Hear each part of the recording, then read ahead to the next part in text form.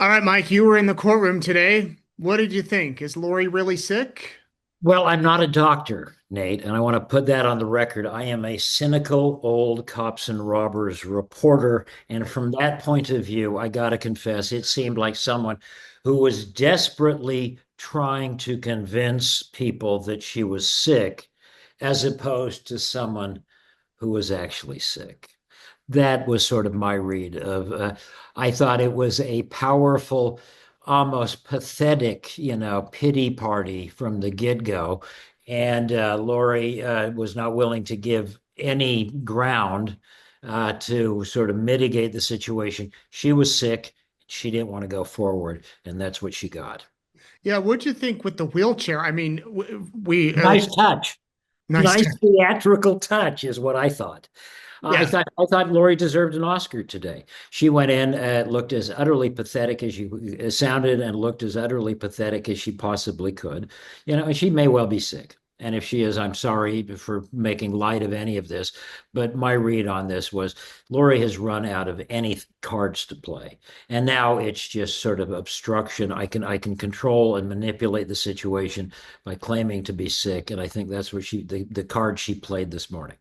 You have the judge there who is doing his best, I think, to contain his uh frustration, you could say, with it.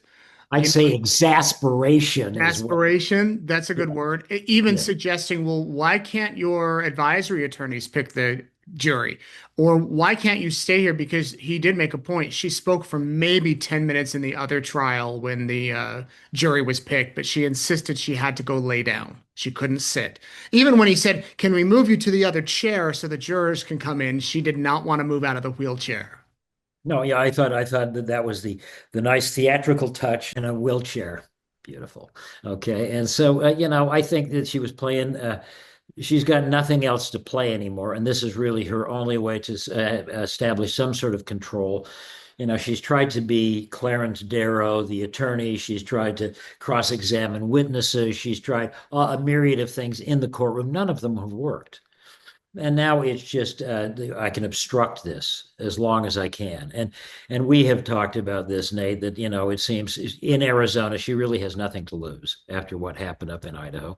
But at this point, she really has nothing to lose. The first trial is over. The second trial is probably going to go as badly as for her as the first one did.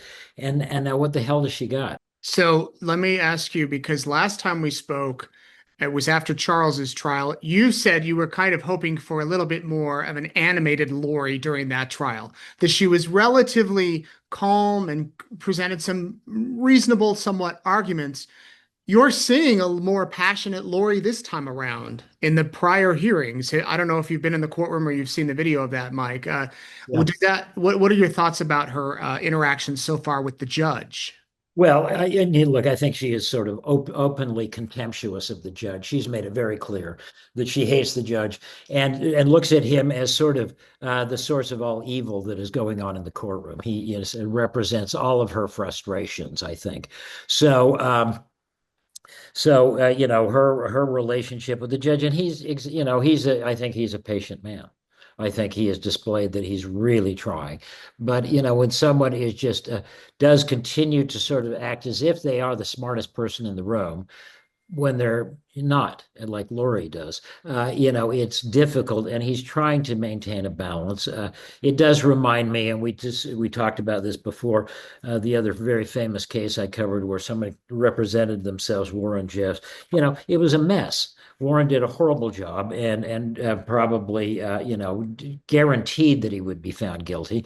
And Lori's doing much the same, in very different kind of performance, but they're just so bad at what they're doing, and it's not winning. I know she obviously didn't win any points with the previous jury, and at this point the judge just has had it, and I think is doing his level best to try not to just really sort of lose his cool, and he hasn't, and he can't, and I'm sure he will be professional throughout, but it's starting to wear on everybody, I think, who's watched this performance. Yeah, what's your take on Trina K? What do you do? You've got these witnesses she's now had to reschedule twice, some Right. of them coming from Idaho. That's it can be a pain when you don't know where the case is going and what's going to even happen today. Yeah, and Miss Kay has done a really admirable job in putting this together and tried to keep a level head and just played it straight.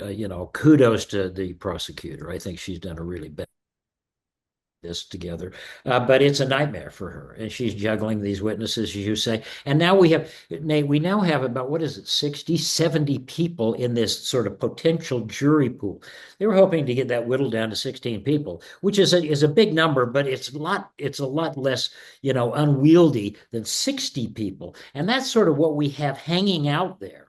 60 people, or how is it, 60, At 70 people? 54, yeah, 54. 54. It filled up damn near half the courtroom. So you got this big group of people who are sort of stuck in abeyance. I'm sorry, my meter's going off here, but the you got all these people waiting, and the judge, do I let these people go and start back from scratch? I mean, if they can't start this trial moving on Wednesday, as the judge obviously indicated he'd like to do, I think they're in real trouble. They're going to have to release this jury and start all over with the questionnaires and all the stuff we sat through, and it's a nightmare. But again, what does Lori have to lose? She doesn't care. And I've written this in my little. I've got a column on my Facebook. I call it Lori Palooza, and it's sort of my take on Miss Daybell's trial. And I've really come to see this as sort of tax subsidized theater of the absurd. Really, we're just paying for sort of an absurd piece of theater that now, and I want this young man to get his day in court, the victim, and for that to be, and that's important. But really, in the grand scheme of things, with all that's transpired, and this is dragging out now, and Lori can manipulate it all she wants with this medical claims. It's a mess. And you wonder what the hell are we getting out of this? Hopefully, there will be some conclusion for this young man and his family. But Lori is, she's a piece of work. Yeah. All right. Well, you're going to be there the next few days. I guess on Wednesday, that'll be the day to At see least what happens. Wednesday, yeah. So we'll see if we get it going then. What else are you working on, Mike? Let the public know what's happening. Well, you know what? We've concluded this Samuel Bateman story where the convicted the men and a number of the women involved in this sort of break-off cult. And I just don't think it got enough play. And we were sort of, my daughter and I were involved in the coverage from early on. And so I'm trying to put, I think trying to put something where the FLDS community is now, and how an offshoot like Sam Bateman was really an inevitability of what Warren Jeffs had put in motion. Trying to put something together so I can try to explain that story either in a book or some form or another. Nate, I'm going to go hide out for a while and do some writing and see what I can come up with. All right. Well, when it's ready, I want you to come back and tell everybody about it. Well, hey, listen, buddy, I hope you're having a nice time back, and welcome back to Arizona. The weather's not exactly great this time of year, but it's great having you here. I was just thinking, I'm used to working nonstop, and here we've had these delays, delays, delays. I want to get this show on the road, but I'm not the only one. I know that. Well, hey, listen, you're a great guy, and it's really been interesting to get acquainted with you. So thank you. And after we did that interview with you a couple of weeks ago, we really got a lot of exposure. So I want to thank you for that. Oh, good. Yeah, let everybody know your channel for those people just tuning in for the first time. Story Hustler. You can find it on YouTube. It's a channel that my daughter and I have been putting together, and we've really focused on the FLDS, the modern day FLDS, what's happening there with Warren Jeffs and the Sam Babe. Right. The last 3 years, and so anyhow, check it out. And I got a book called Story Hustler on Amazon. So I want to ask you one more thing. I showed the clip of you interviewing the Night Stalker, yes, which sir. a lot of our commenters, even me, it's like, man, that guy is creepy. If you could go back and interview any of these killers or, con artists, thieves, is there one you're dying to get with again? Like maybe Warren Jeffs? Would you want to interview him? Yeah, yeah. I mean, I would interview Warren, but Warren would never sit. He would never condescend. It would be stepping down so far for him off his podium, his pedestal, that he would never be seen dealing with a man like me. Yeah, I mean, if Warren, you want to sit down with me, I'm the guy you should talk to. If you can sit down and we can mud wrestle for a half hour, you show what a man you are. But he'll never do that. I'd love to do Ramirez over again, but unfortunately, my friend Richard is now deceased. There's a million people I'd love to interview. I'd still love to interview Edward R. Murrow, and so there's some of, but again, those things aren't going to happen. So it's interviewing you, Nate. That's as good as it gets. Samuel Bateman, he could be one on your list. Yeah, I've talked to Sam. The interest I don't.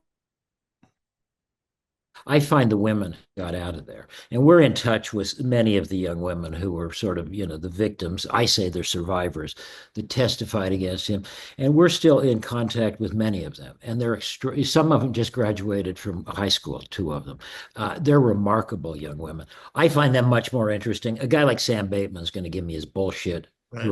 line, and I know what he's going to say. They're not the mover. He's not the mover and shaker. He's a putz who took advantage of a lot of people. Right. These girls are the story.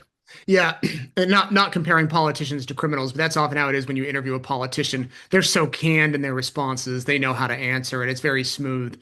Now I don't want to talk to them. I want to talk to you, real Right, people. right.